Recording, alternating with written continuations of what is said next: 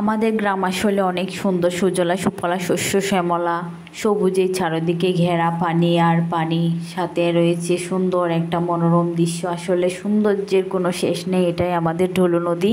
Hello everyone, welcome back to my channel Akash Chhoa Swapna. কেমন আছেন সবাই? আশা করি ভালো আছেন। আলহামদুলিল্লাহ, আমিও ভালো আছি। প্রতিদিনের মতো আজকেও একটা ছোট্ট ভিডিও নিয়ে আপনাদের মাঝে চলে এলাম। আমাদের ঢোলু নদী আসলে অনেক সুন্দর একটা ঢোলু নদীটা আমাদের একদম বাড়ির পাশে। খুব সুন্দর মনোরম একটা দৃশ্য। আমাদের এটা হচ্ছে খুব সকালের দৃশ্য, যদিও অনেক ভালো করে বোঝা যাচ্ছে না। সকালে হাঁটতে বের হয়েছিলাম, এমন সময় আমাদের নদীর সৌন্দর্যগুলো দেখে আমি সত্যি মুগ্ধ হয়ে গেছি। আপনাদের মাঝে তুলে না ধরে পারলাম না, তাই একটু ভাবলাম একটা ভিডিও বানাই এটা নিয়ে।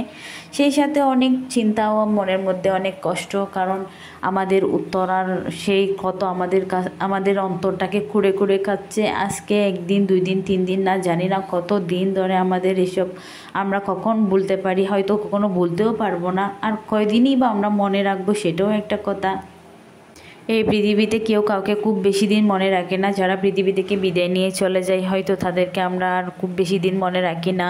কিন্তু এই জান্নাতি পাখিগুলো, যেগুলো পাখির মতো করে সব একসাথে একইভাবে কয়লার মতো হৃষ্টপুষ্ট হয়ে গেছে আমাদের চোখের সামনে, কিন্তু আমরা কিছুই করতে পারিনি। একটু পরেই স্কুল ছুটি হয়ে যেত, সবাই সবার মায়ের বুকে চলে যেত, সবার মায়ের হাতে রান্না খেত, কতই না সুন্দর মজা করত, খেলতো।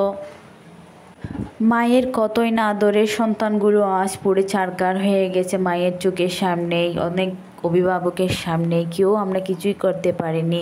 অনেকজন আবার ভার নিয়ে উঠে জলে পুড়ে হাহাকার হয়ে যাচ্ছে। তাদের 1 সেকেন্ডের কষ্টও কিন্তু আমরা নিতে পারছি না। একবার কি আমরা ভেবেছি ওদের কষ্টের কথা?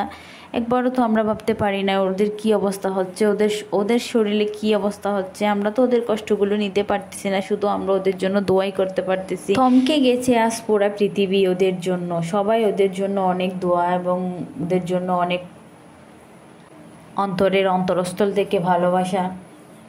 আর যাদের সন্তান হারা মা, তাদেরকে কোনোভাবেই আমরা সান্ত্বনা দেওয়ার কোনো বাসাই আমাদের নেই। আল্লাহ সবাইকে তাদের সন্তান হারা কষ্টটা ভোলার তৌফিক দান করো আল্লাহ।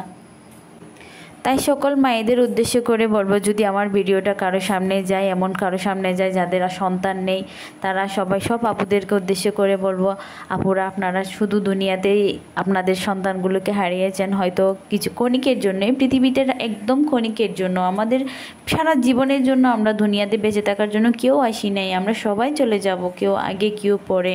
এই জন্য আমাদের এইসব নিয়ে হয়তো সব মায়েরই কষ্ট হয়।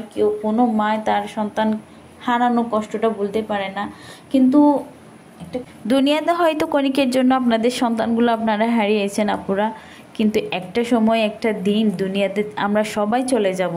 ওই দিন আপনাদের সন্তান আপনাদেরকে টেনে খিঁচড়ে আপনাদের দুনিয়াতে সব যত রকমের পাপ পুণ্য রয়েছে সব কিছু এক নিমিষেই ওদের কারণে আপনারা বেঁচে যাবেন। আপনারা হয়তো জাহান্নামের সমস্ত আগুন থেকে বেঁচে যেতে পারবেন শুধু ওদের কারণে।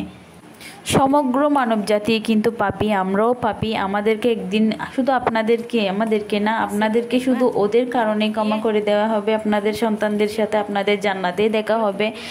আপনারা দুনিয়াতে একটু কষ্ট করে খেটে নিন, কি আর করা। আমাদের সন্তানগুলো তো আমাদের থেকে চলে গেছে, ওরা তো আর ফিরে আসবে না। কিন্তু দুনিয়াতে আমরা কোনো রকম ক্ষণিকের জন্য কষ্ট করে হলেও ওদের কষ্টটা মনের মধ্যে, দুঃখটা মনের মধ্যে ছাপা দিয়ে কোনো রকম সংসারে আমাদের তো বাঁচতে হবে। যতদিন পৃথিবীতে আছি ততদিন তো বাঁচতেই হবে। একদিন না একদিন আপনাদের সন্তানগুলোর সাথে আপনাদের জান্নাতে দেখা হবে।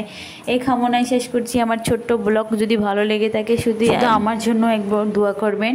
সবাইকে অনেক অনেক ভালোবাসা, সবাইকে অনেক অনেক অনেক দোয়া এবং কামনা, সব কিছু বলে শেষ করলাম আমি আমার কথাগুলো।